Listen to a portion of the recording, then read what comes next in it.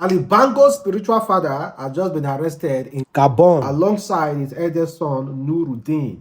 The Korean who served as Ali Bongo's spiritual father and right-hand man was not just arrested alone. The sum of 115 million US dollars was found in his residence. That is about 70 billion local currency if converted.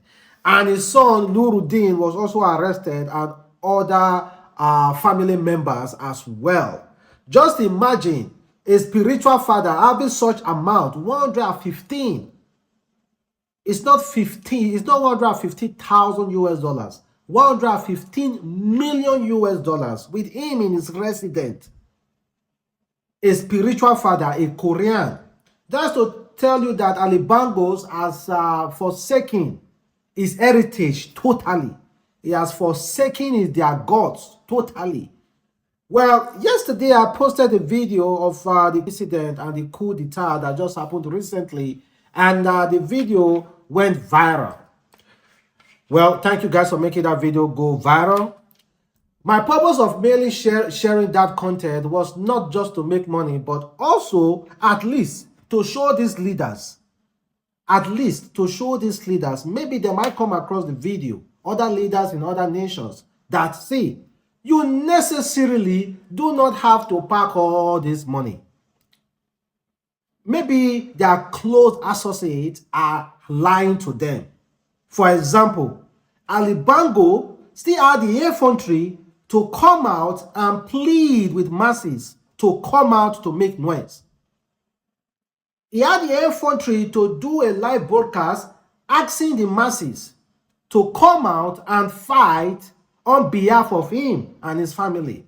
A family that have ruled for more than 50 years. That is hypocrisy. Because if your close associate tells you the truth, then you will not have that effrontery to do a live broadcast asking the citizens that you have over the years deprived of so many amenities. You have siphoned all the natural resources to be your family resources. You won't dare make the live broadcast begging them to come to your aid. And again, I want to plead with the international bodies. Please, Gabon citizens are happy. There are videos showing them actually praising their army. Please, before you carry any swift action or before you carry any sanction, please look at the body language of citizens. Look at their body language. What is democracy? Democracy is for the people and by the people. If many citizens say that we do not need Ali Bongo's family, that is democracy. Then why will you place a sanction on the country? If many citizens openly supported the army, that is democracy. So this one is going to other nations in Africa that they have been serving president for the past 30 years.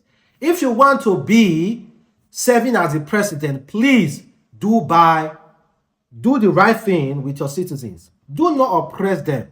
Do not suppress them. And give them their basic amenities. I'm telling you, if you want to serve for the next 200 years, if God made it possible for you to be alive, for the next 200 years, I bet you, they won't complain. As long as you are giving them the basic amenities and you do not loot their funds, they won't complain. Well, just imagine a Korean, a spiritual father, having the sum of 115 million US dollars stuck in his house. Just imagine what Ali Bongo's son we have.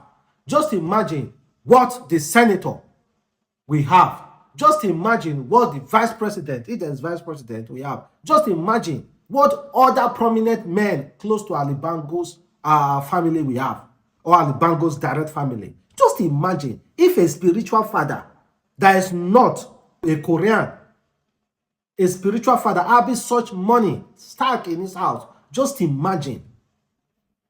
This one we take, this one we take, this one we take, this one we take, this one we take. If they budget any money for development of the citizens and building roads and industry, before the president will take his part, the parliament will take his part. The spiritual father that Ali Bango's only consort will take his part. The son will take his part. This one will take his part. Nothing will later get to the citizen. Before it get there, maybe less than 100,000 will be left. Less than 100,000 US dollars from, let me say, from more than 100 million will be left for the citizen. After this one will take and take. Just imagine. And I bet you Ali Bango would have handed over to his son if he eventually gets tired. And the effort that he took to come out begging the citizens to make a lot of noise, when indeed you cut off power supply, you cut off the internet during the election just to rig the election, and now you are coming to the same social media to beg your citizens to assist you. Well, we are still monitoring the process there. Like I've said, I've pleaded with international body, most especially our president, who has already condemned the coup d'etat. Nobody wants coup d'etat. Let me be honest. I don't ever pray for any coup d'etat in any country. Military regime is not a great idea, but this democracy are failing us. They are failing us. Really, they are so greedy. They need to rethink. They need to retrace their step back and talk to themselves if they do not want more coup in Africa. So far, so good. We have, let me name you some of the African longest serving presidents.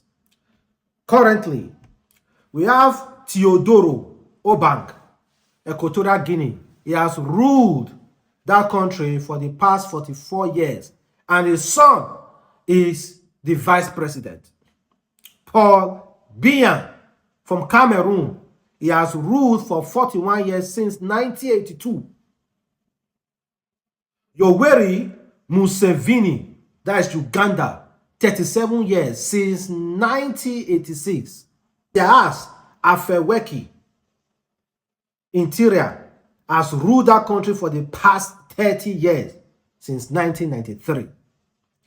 Denis from Congo has ruled that country for the past 26 years since 1997.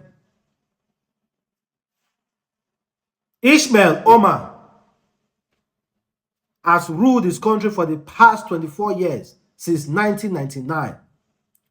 Paul Kagame, Rwanda, has ruled that country for the past 23 years since 2000. Furi, Togo, has ruled that country for the 18 years since 2005.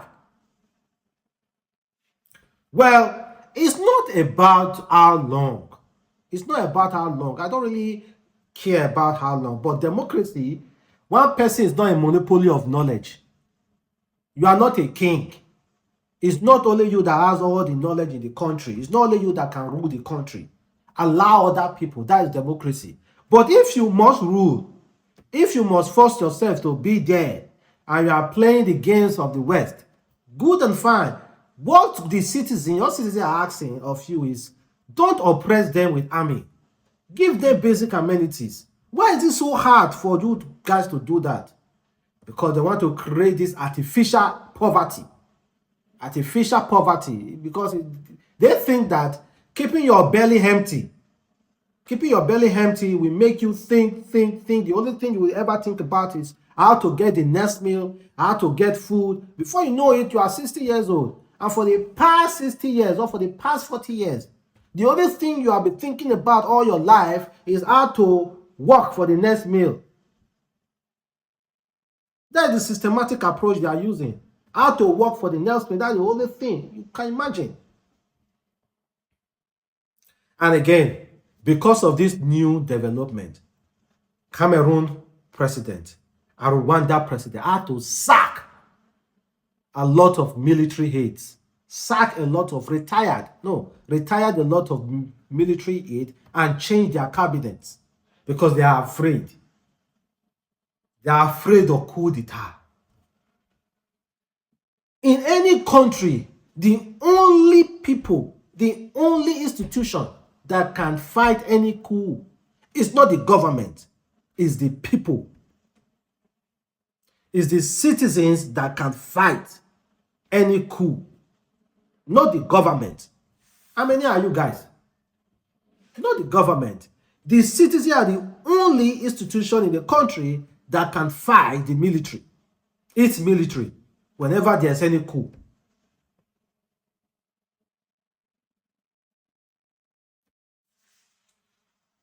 Apparently, Rwanda President Paul Kagame approved the retirement of 924 military officers, 83 senior officers, 86 senior non-commissioner officers, 6 junior officers, 678 end of contract retirement, 160 soldiers who were discharged on medical grounds.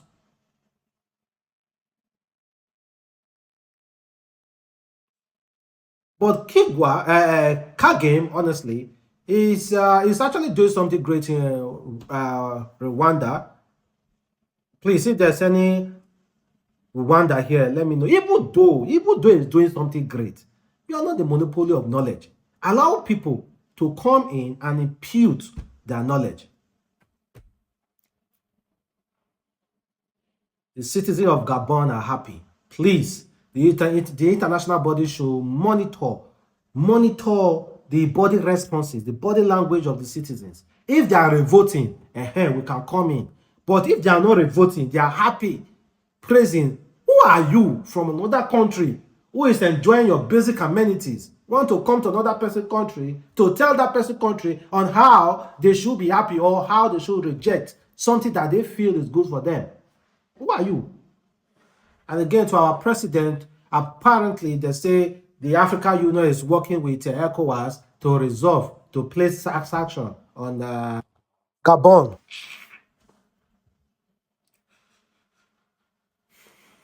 Well, to end this video, check out this man. According to Africa Fact Zone, they said ex-president bodyguard Norman Chisel owns 12 real estate properties in Malawi, 2 in Russia, 3 in South Africa, and a mall in Zambia. Malawi seized 78 of its cars, including Range Rover, Land Cruiser, Benz, BMW, Jeep, and Hummer. His monthly salary was $1,500. Personal bodyguard of Malawi president. His monthly salary is $1,500. How was he able to get 12 real estate properties in Malawi alone?